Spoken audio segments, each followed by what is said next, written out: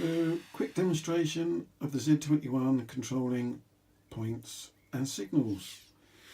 We've got points. Green ones are the points. This little black thing here is a signal.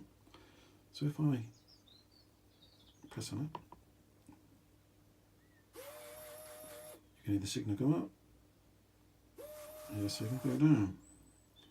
Click on that, change the point, because there's a crossover. You'll change the point again, and again, and again. Yay, a bit slow on that one, but that's the points and the signals working. Here's a view of the signal and the point. So if I throw the signal goes up, signal goes down, points operate, signal,